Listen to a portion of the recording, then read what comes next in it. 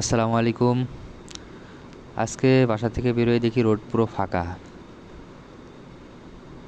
Road ফাঁকা দেখে পুরো খুশি হয়ে গেছিলাম একদম। এক টান দিছি, টান দিয়ে ভাবছি একদম এক টানে আজকে অফিসে চলে যাব, কোনো জ্যাম ট্যাম নাই। সকাল সকাল এরকম ফাঁকা তো কোনো দিন পাই না।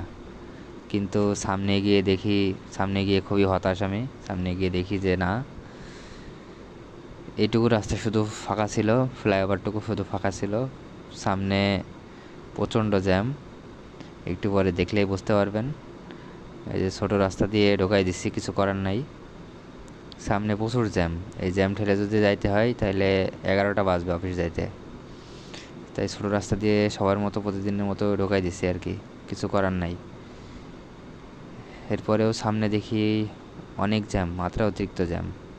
তাই কিছু না ভেবে ফুটপাতে উঠাই দিছি। ফুটপাতে উঠাই দেওয়া আসলে দণ্ডনীয় একটা অপরাধ, কিন্তু কিছু করার নাই। এই জ্যামে যদি বসে থাকতে হয় তাহলে অনেক সময়ের ব্যাপার। আর আপনি হয়তো ফুটপাতে উঠাইতে চাইবেন না, কিন্তু দেখবেন যে আপনার সামনের লোকজন ঠিকই উঠাই দিছে।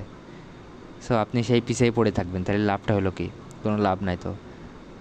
অন্যান্য লোকজন ঠিকই ফুটপাতে উঠাই দিবে, আপনি না উঠালেও। এই যে সামনে দেখেন প্রচুর লোক, সবাই ম্যাক্সিমাম লোকজনই ফুটপাত দিয়ে উঠাই দিছে, যাদের একটু তাড়া আছে।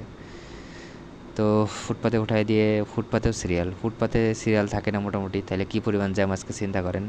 আল্লাহ জানে সামনে কী হয়েছে, আজকে কপালে কী আছে।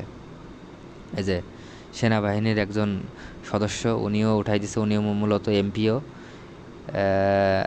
ওনারা ওনাদের এরিয়াতে গেলে মামলা দিয়ে দেয়। আজকে উনি নিজেই আইন ভঙ্গ করছে।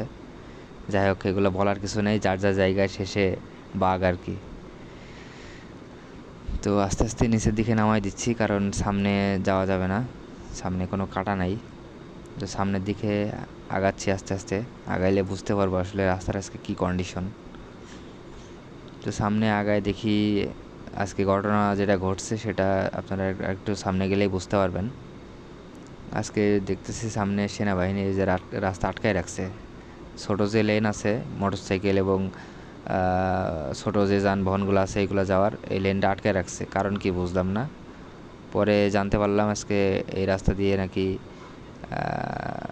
সেনাবাহিনীর প্রধান আসবেন, সেনাপ্রধান আসবেন আর কি। রাস্তা দিয়ে হয়তো কোথাও যাবেন বা কোনো একটা কারণ হবে, তাই বললো আর কি। তো আমাদেরকে ঢুকতে দিল না আজকে এই রাস্তায়, এই কারণে আজকে সকাল সকালে তো জাম। তো বাকি অংশ আপনাদেরকে পরের দিন দেখাবো ইনশাল্লাহ। আসসালামু আলাইকুম।